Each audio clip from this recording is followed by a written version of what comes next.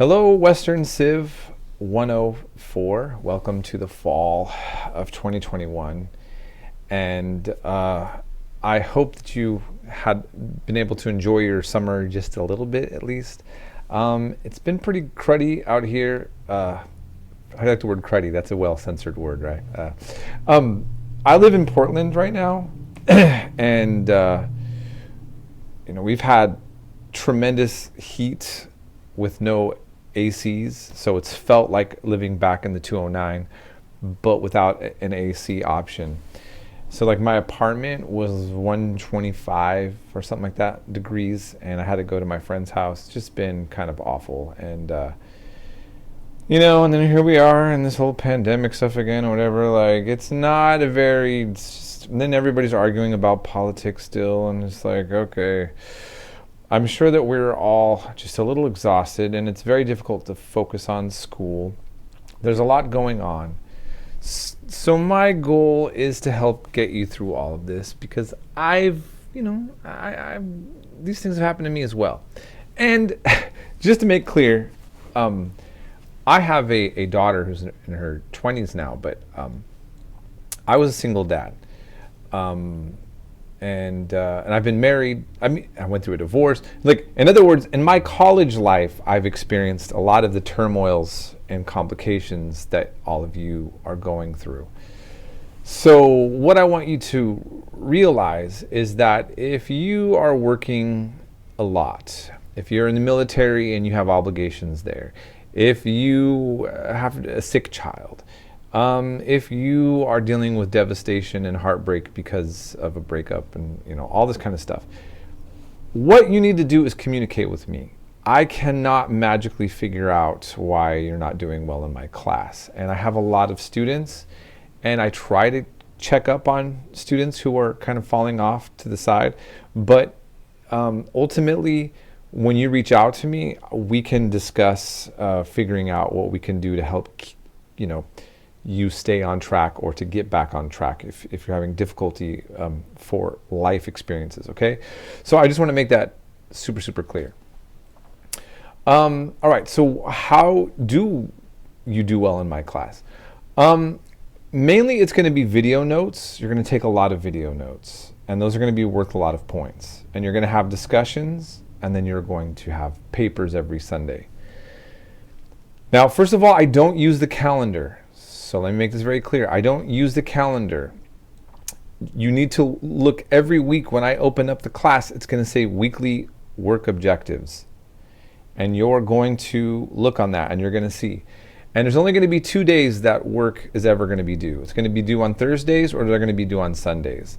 Sometimes I have the discussions and video notes due on Thursdays and only the paper on Sundays. And sometimes I have everything due on Sundays. Sometimes I don't have you have to do a Sunday paper. And every once in a while I switch things up, just depending on the circumstances. So every week, I know you have the syllabus, but I may alter it a little bit. Once I open it up, the weekly objectives section is what you go by. And when you see your assignment, the video notes, the discussions, and the papers, it's going to say on the top, due by Thursday or Sunday. Okay? It's going to be very consistent. And so you will be able to follow along with that very easily. In terms of the video notes, yes, you have to watch all the videos, every one of them, and they have to have notes, unless I say that you don't. Some notes you have to have 2 points made, others you'll have to make more if they're longer. What I need you to realize is that it's very simple. I know you're not going to watch the videos unless you are required to prove that you did. And you know that you won't watch the videos unless that you are required to prove that you did. So let's just not fight about this mentally, or in other words, you're going to see a lot of videos, you're going to say, why do I have to take all these notes? Well, because you're not going to watch them unless you give me the notes. And the videos will all correlate with the subject matter, okay? Period. And so you're going to learn a lot from them. A lot of the videos will be lectures from me. And some of them are better than others, okay? Some I had better time to prepare. Other times I was sick and coughing and sneezing. They're a mixture of things, but you'll still have the content drawn out. And then I will have other professors, videos from other scholars or documentaries. And you will take notes on those, okay? And so that's how that's going to work. In your discussions, you are expected to discuss the content in which we covered. And you're going to get full points. You won't get docked points if you say something incorrect on accident, and I will have to come in and correct it, right? But I do expect, you're not going to get points if you're just putting in fluff. Okay? You need to make it sound like you are engaged in this. It's boring for all the other students and for all of us, and it's clear that you're not really learning if you're just saying, yeah, man, like this Russian guy, the czar, he was really mean and that was terrible. I really liked your comment. Your comments were great. And keep it up. Keep up the good work. I get this kind of stuff in the comment section. I might crack down a little bit harder this time on this. Like, it needs to sound like you're actually, oops, this thing. Anyhow, engage in the classroom with it, okay? And it's easy points, and it's going to generally be 15 points. You'll get 5 points for addressing what question I have, and then you make 2 other responses, 5 points for each one. For the intro, you're just getting used to this, and you're going to get 10 points, okay? But most of the time, it'll be 15 points. Sunday papers are going to be you only writing about what we covered in class.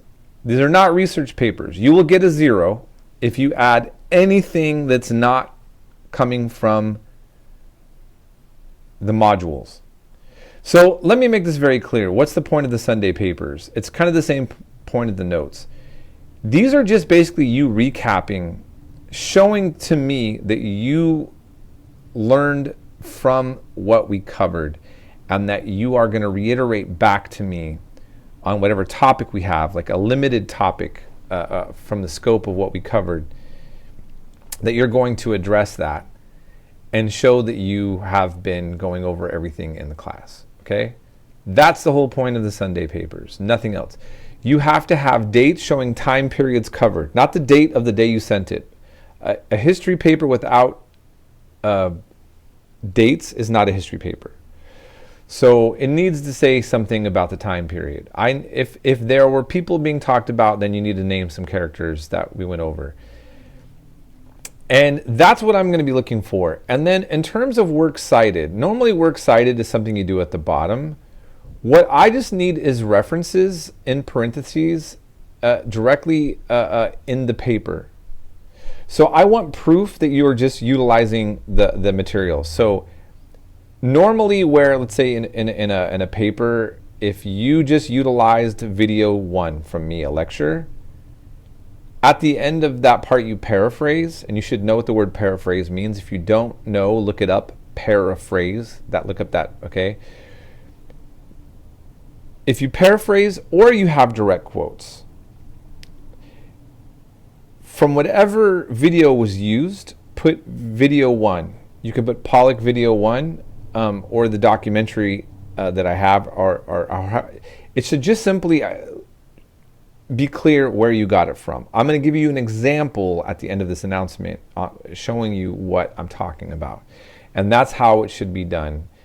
And a paper that doesn't have references to where the material came from, that doesn't have dates and uses outside sources, gets an automatic 0. Okay? This is very important to me. If you just follow the instructions, you will actually find the papers are not that difficult and that I don't grade that hard on them. So follow the formula. What you can do is, what I recommend is before you do the video notes is you look at the Sunday topic, write down notes for information that's going to go into the Sunday paper, and then rewrite your paper that you can utilize your notes for. If you don't have the textbook, here's the important part. If you don't have the textbook, then you can just use the video notes for the Sunday paper. It just is a lot more work for you, but you can do it, okay? You just got to answer the topic and write the down and just show references to what videos that were shown, okay? So for the 104 class, it really is meant to be complemented by the book. I have mentioned to you in the first announcement about the problems with that. If you haven't watched that, you need to.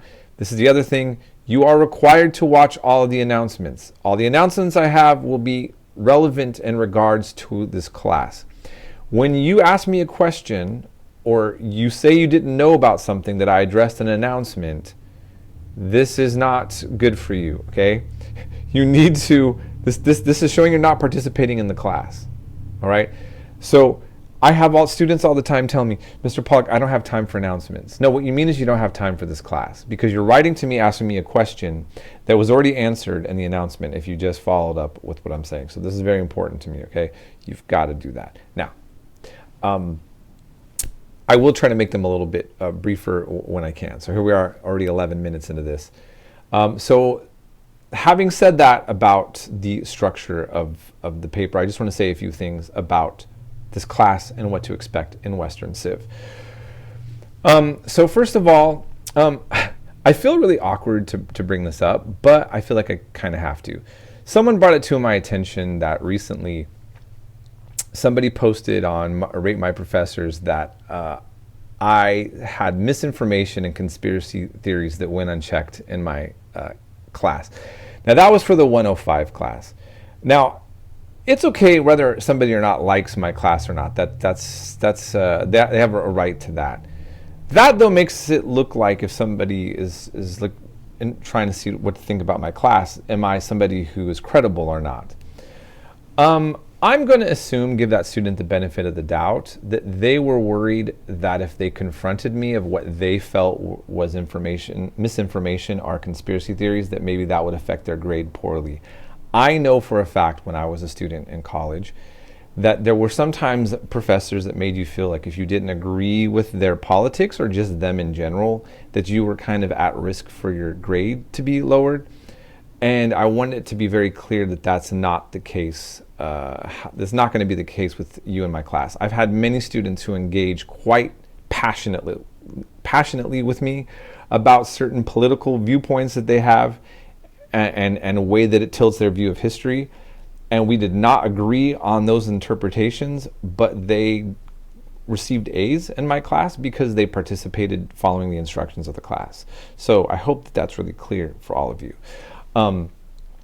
It's a disservice for the student, though, to post that and to portray it that way and not having actually challenged me, because then there could have been clarifications. I can guarantee you that I have never posted conspiracy theories as like in my class.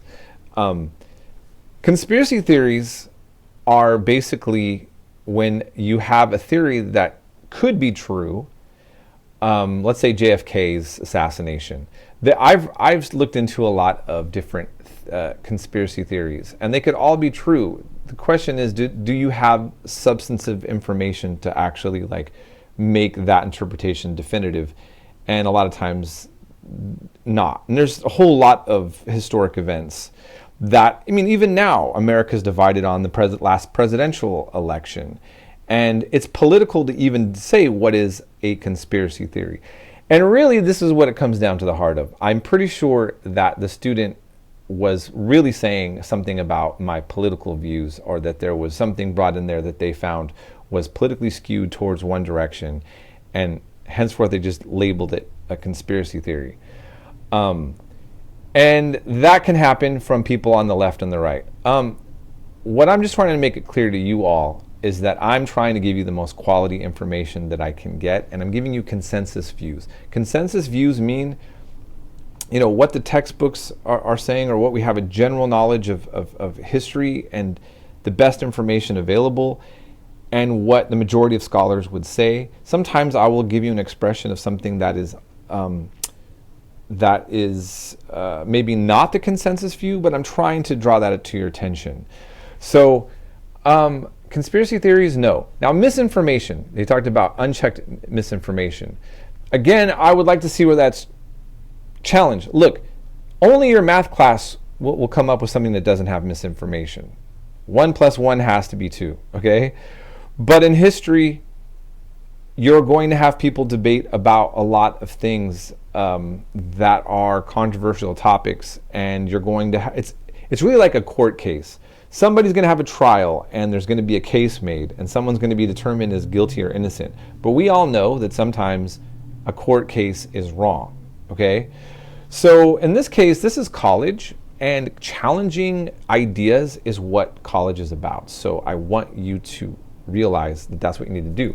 Now, also, like, I'm having us watch a documentary on Akhenaten. The documentary covers things in a way that some parts I think are a little cheesy and are not as historically strong as other parts. So when I have you watch documentaries as well, I'm mainly trying to get you to be able to have visual representations of something. I try to get the best quality I can, but I'm certainly not advocating every aspect of what's in there. So the textbook, my views, all things are fair game for a debate. And some ideas are going to be more solid than others. So I think that you should be able to take this class with confidence that you are getting quality information. Also, this 104 class has less controversial, I think, topics that are not so politicized. That's the other thing. Today, everything is so politicized and everybody's so on their high horse about how they're right and everybody else is so stupid. And this is kind of ridiculous. I'm dealing with Western civilization, by the way. So in this class, we are learning the origins, the way that historians perceive that the development of the very culture that you and I are living and breathing in. And it emerges out of Western Europe, okay? But the origins have to go back even farther, and we start off in the Middle East. That is the consensus view of all historians at the moment, or the majority, okay? So this video is long enough. I hope you found it useful and helpful for getting prepared, the way to think about going into this class. I hope that you'll always communicate with me and realize that I have your back and that we can have a great semester. So I'll leave it there, and welcome, and we'll be in touch as we go forward into the semester.